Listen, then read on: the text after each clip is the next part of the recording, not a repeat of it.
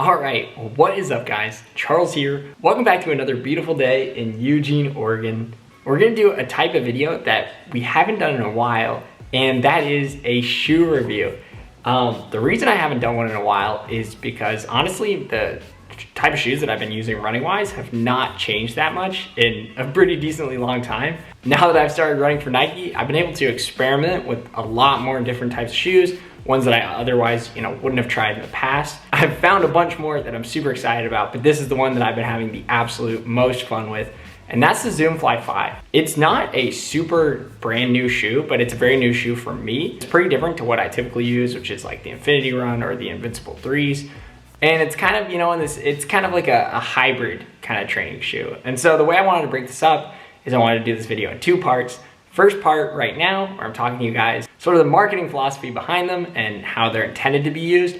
And then what I was gonna do is I was going to literally go for a run in the shoe in between part one and part two. And then in the second part, tell you guys, my thoughts on them personally, how they feel to me, the use cases I would typically use them for, and basically just break it up. After I go for my run, I'm gonna have all my thoughts about how the shoes feel, how they performed, at the forefront of my mind, and I'll be able to tell you guys fresh out the press exactly what the run was like. And so it should be fun. If this is a format you guys like, let me know down in the comments, and without further ado, let's just get into the video. Oh, also, here's the shoe. So the ones I got, I actually bought them at the Nike store. You can see it in the video a couple weeks back. They're the Eliud Kipchoge colorway, which is pretty sweet. If you're pretty familiar with the previous ZoomFly, they were always kind of touted as a training shoe that could also be a workout shoe.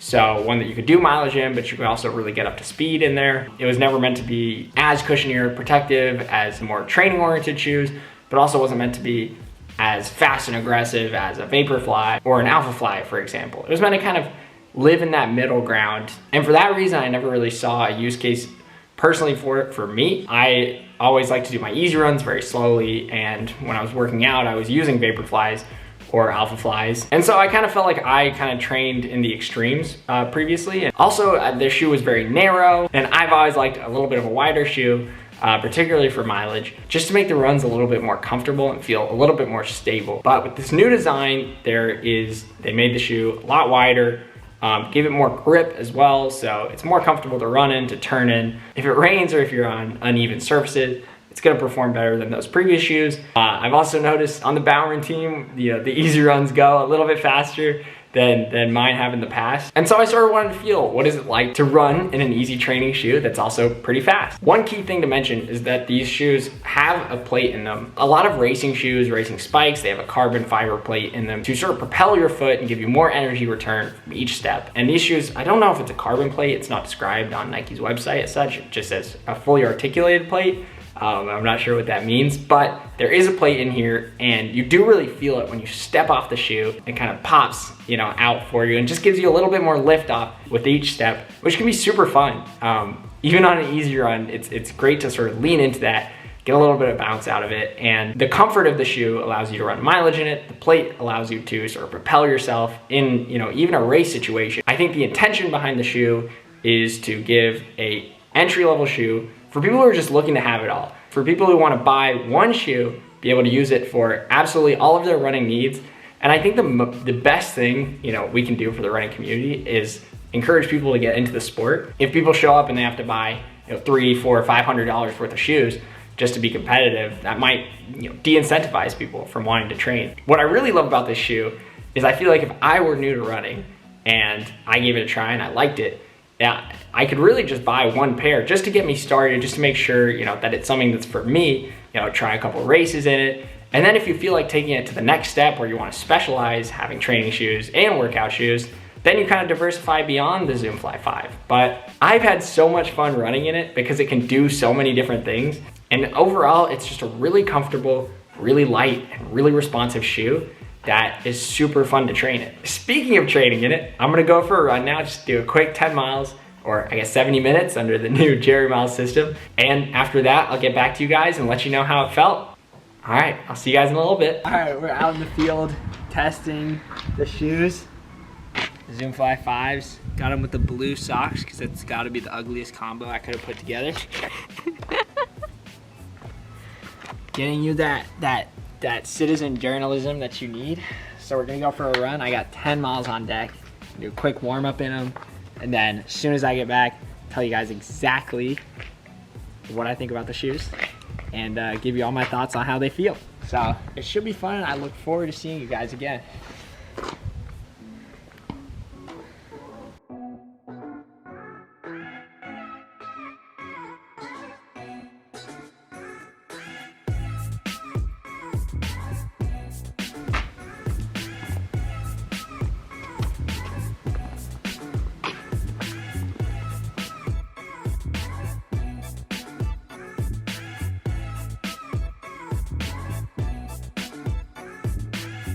I don't have the right shoes on for this, but you do.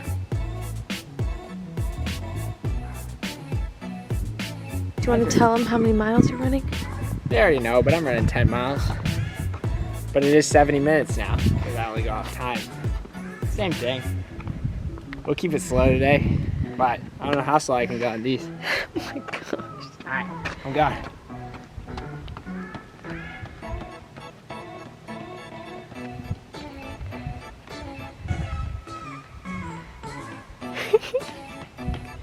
See you later. I love you. All right, guys, I'm back from the run now, back with my shoes. I did 70 minutes at 6:39 pace, which is a little over like 10 and a half miles. And it was so snappy. I mean, straight out the gate, I had to slow myself down because I was actually running like 6:29.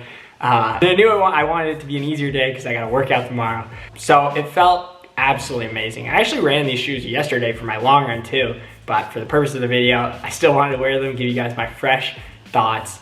But basically, the thing I noticed the most is at the start of the run, the shoes feel super snappy. So usually in that first mile where it feels like my legs are like heating up almost, or like shaking out a little bit, I feel like I'm able to go a lot faster, a lot quicker, which obviously feels really good. I'm able to sort of spin the legs a little bit faster and sort of get the engine going. Because a quick aside here, one of the best feelings in the world, I think, is when you hit that point in the run where you're just, everything starts feeling amazing. Either, you're conditioned enough to really enjoy it. Running can be pretty daunting, it can loom over you during the day. And so I feel like when you hit that point in the run, it just starts feeling so good. It's just an incredible feeling. And segueing into the review, I feel like I get there a little bit quicker in these shoes, which is really awesome because, listen to music, the legs are spinning, and everything feels good. It just makes the entire run more enjoyable and seem a little bit less intimidating. But what I think is really important too to break down, something I was thinking about during the run especially, is who are these shoes for? I think, I have the luxury of being able to use, as many different Nike shoes as I want. But if I was on a budget, when would I use these shoes? What is their use case? The result I kind of got to in my head is that these shoes are kind of a beginner shoe, but not the first shoe I would wear if I was getting into running. They're not the most protective, comfiest running shoe. Those are always gonna be your Invincibles or your Infinity Runs. Those are gonna be the best, pure mileage shoes. If you're just wanting to run and not worrying about how fast you'd go, I'd say this is the best, probably beginner entry-level shoe if you just wanna start workouts. When you get deeper into it, you can get more optimized with spikes, Vaporflies, Alphaflies, those shoes that I mentioned before. But I think, when you're learning how to run fast, the ZoomFly 5 is a perfect option. If you're still figuring it out, you're not sure, where your sort of ceiling is, and you're just trying to get it some sort of introductory workout, and you're not worried about those micro percents that you need once you've gotten really into the running scene, I think this is an incredible shoe, especially because I think this model is a little bit on the older side. So when I was online, I saw that these are going for like $99 on Running Warehouse. As far as bang for your buck and versatility in a shoe, I think it's probably gonna be these or the Pegasus Turbo that I recommend above all else. Now, for an experienced runner, someone who's running more mileage, the use case I sort of see for these, as in for myself, are sort of like a quicker long running shoe. I've run these for up to 2-hour runs and they feel comfortable the entire time, and I'm able to run fast the entire time. So while I wouldn't bring these onto the track for myself, for those really fast, trying to get down to like low 13 5K kind of workouts, what I would wear them for is if I have a structured long run, when you have paces you want to hit in the long run, or just if you're trying to go like I ran today, maybe in the 6:30s, the ZoomFly 5 is perfect for keeping yourself protected while giving you a little bit more speed on those days where you just want to be a little bit snappier and have a shoe that's incredibly responsive and also fun to run in. It's worth mentioning too, I ran all kinds of terrain today. I ran on sidewalk, on rock trail, and on grass trail, and handled well on all of them. Didn't have any slips or anything, you know, even on some tight turns. So that's what I think it is. It's gonna be your beginners working out and mileage shoe, or a more experienced runner's fast-paced long running shoe. So that's pretty much it for me for this week, guys. I hope you guys enjoyed the review, and I hope you found it informative. If there's any kind of Nike shoe you want me to review and give you guys my thoughts on, drop them in the comments. Feel free to like the video or even subscribe if you enjoyed, and I can't wait to see you guys next week. So until then, I'll see you when I see you.